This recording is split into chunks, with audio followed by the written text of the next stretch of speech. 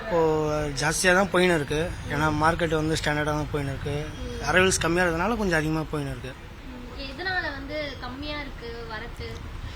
மேலே வந்து அரைவல்ஸ் கம்மியாக இருக்குது. பூண்டு மேலே வர்றது கம்மியாக இருக்கிறதுனால இங்கே கொஞ்சம் இதுவாக போயின்னு இருக்குது. ரேட்டு ஜாஸ்தியாக இருக்கிறதுனால சேல்ஸும் கம்மியாக இருக்குது. வேறு எதுவும் இல்லை, அதே ஸ்டாண்டர்டாக போயின்னு இருக்குது. எப்போதுல இருந்து பிரைஸ் அதிகமா இருக்கு? இதுக்கு முன்னாடி எவ்வளவு இருக்கும், இப்போ எவ்வளவு இருக்கு? அதாவது ஒரு 2 வருஷமாகவே ஸ்டாண்டர்டாக போயின்னு இருக்குது. இப்போ இன்க்ரீஸ் தான் போயின்னு இருக்குது. இப்போ டவுன் ஆகணும், ஆனால் இன்க்ரீஸாக தான் போயின்னு இருக்குது. அது இன்னும் ஸ்டாண்டர்டாக தான் போகும்னு சொல்கிறாங்க.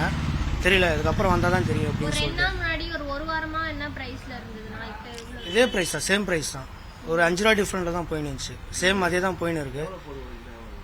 கேஜின்னா ஒரு 350 நல்ல குவாலிட்டி, இல்லைன்னா 250 ஸ்டாண்டர்ட் குவாலிட்டி போயின்னு இருக்குது.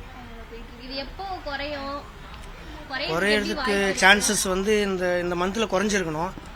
எண்டிங் டைம் வந்துச்சு, நியூ கார்லிக் வரப்போகுது. ஆனால் குறையில, ஸ்டாண்டர்டாக போயின்னு இருக்கு. அது கால்குலேட் பண்ண முடியல.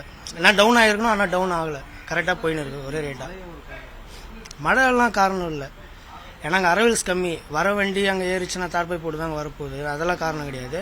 அங்கேருந்து வர்றது கம்மியாக வருது, இங்கே சேல்ஸ் கம்மியாயிடுச்சு. மக்கள் வந்து வாங்குறது கொஞ்சம் கம்மி பண்ணிட்டாங்க. அது எங்கே இது எப்படி போகுதுன்னு தெரியல. ஆனால் மற்றபடி ஸ்டாண்டர்டாக போயினுது ரேட்டு தான். இப்போ இங்கே உள்ள பிரைஸ் இருக்கு. அப்போ ரீட்டைலா சில்லறை விற்பனை பண்ணும்போது அவ்வளோதான், கூட 30 ரூபா 20 ரூபா வச்சு விற்பாங்க. அது எப்படி இருந்தாலும் கஷ்டம் தான் அவங்களுக்கு வாங்குறது.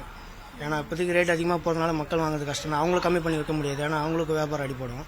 அதனால் அப்படியே போயின்னு இருக்கு. காலையிலேருந்து வியாபாரம் இருக்கு. காலையிலேருந்து கொஞ்சம் ஸ்லோ தான், பரவாயில்ல போயின்னு இருக்கு. ஏன்னா மூவ்மெண்ட் இல்லை, காலைல மழை வேறு, அப்படியே கொஞ்சம் ஸ்லோவாக போயின்னு இருக்கு. பூண்டு வாங்க வந்தேன். விலை அதிகமாக இருக்குதுன்னு எல்லாமே சொல்கிறாங்க. விலைவாசி இப்படி ஏறினாக்கா எங்களால் வாங்க முடியல. நாங்கள் வியாபாரம் பண்ணுறோம். ஏதோ விலை பண்ணி இப்போது 1 கிலோ 350 400 அந்த விலையில் இருக்குது. அதனால் எங்களால் காசு கொடுத்து வாங்க முடியல, கஷ்டமாக இருக்குது. பாதிப்பாக தான் இருக்குது மேடம். அதனால் ஒன்றும் விற்க முடியல எங்களால். மக்களுக்கு ரொம்ப முக்கியம் தாங்கம்மா.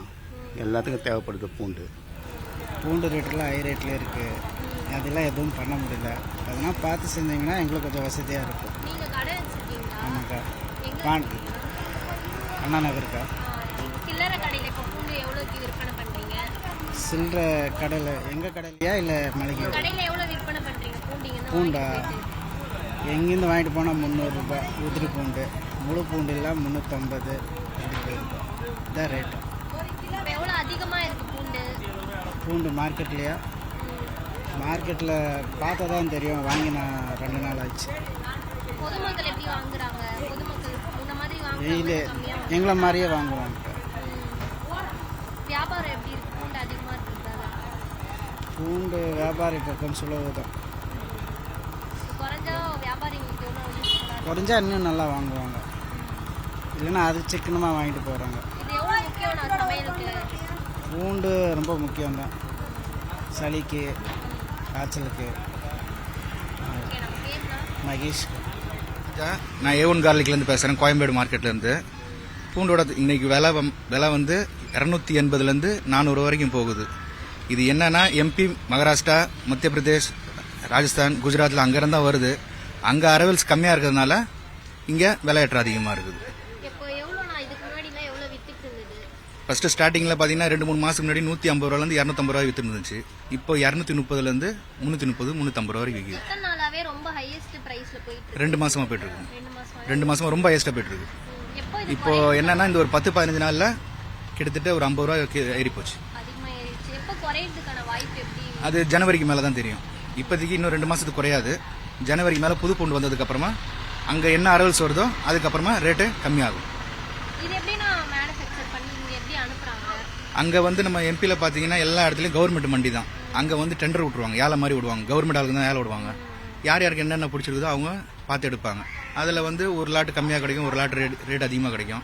இப்போ எல்லாம் பார்த்தீங்கன்னா இப்போ இதோட விலை பார்த்தீங்கன்னா 320 ரூபா. சரிங்களா? இது நாங்கள் அங்கே எடுக்கிறது எங்களுக்கு என்ன மார்ஜின்னா, ஒரு மூட்டை விற்றா எங்களுக்கு 100 ரூபா 50 ரூபா அவ்வளோதான் எங்கள் மார்ஜின். நாங்கள் ஏன்னா ஹோல்சேலாக தான் கொடுக்குறது, அதுதான் எங்களோட மார்ஜின். இப்போ சின்ன சைஸ் எல்லாம் பார்த்தீங்கன்னா 280, 260 அந்த மாதிரி கிலோ. ஒரு மூட்டை எடுத்தீங்கன்னா இன்னைக்கு 10,000 12,000 போகும். மலைப்பூண்டு வந்து 270 330 ரூபா வரைக்கும் போகுதுங்க இமாச்சல். நாட்டு பூண்டு நாட்டு பூண்டு குறைஞ்சபட்ச விலை 190. நாங்கள் ஹோல்சேலில் சொல்கிறோம், ரீட்டைலில் ஹோல்சேலில் சொல்கிறோம். குறைஞ்சபட்ச விலை 190, அதிகபட்ச விலை 330 ரூபா. ஹோல்சேல்லே இவ்வளவு பிரைஸ் இருக்கு, ரீட்டைல்ல அப்ப எவ்வளவு அதிகமா வச்சிருப்பாங்க? எப்படியா இருந்தாலும் அவங்களுக்கு என்ன ஒரு மூட்டை வித்தாங்கன்னா அவங்களுக்கு 500 தான் கிடைக்கும், வேற ஒன்றும் இல்லை. எடுத்துகிட்டு போனாங்களா வெயிட் ஷார்டேஜ், கிலோ ஷார்டேஜ், அது வேஸ்டேஜ் எல்லாம் போகும். அவங்களுக்கு என்ன கிலோக்கு ஒரு 10 ரூபா 20 ரூபா கிடைக்கும். பொதுமக்கள் எப்படி வந்து வாங்குறாங்களா? நாங்கள் எங்கள்கிட்ட ரீட்டைல் வியாபாரம் பண்ணுறதில்ல. எங்கள்கிட்ட வரவங்க எல்லாம் வியாபாரம் தான், மளிகை கடைங்க. அப்புறம் வராங்க தாராளமாக எப்பவும் போல போயிட்டு இருக்கு. ஆனால் என்ன ஒன்று 10 மூட்டை எடுக்கிறவங்க 2 மூட்டை எடுத்துகிட்டு போவாங்க. ஏன்னா ஃபர்ஸ்ட் வந்து ஒரு 10,000 ரூபாய் தந்தாங்கன்னா 4 மூட்டை எடுத்துகிட்டு போவாங்க. இன்னைக்கு 1 மூட்டை எடுக்கிறனால 12,000 ரூபாய் வேணும்.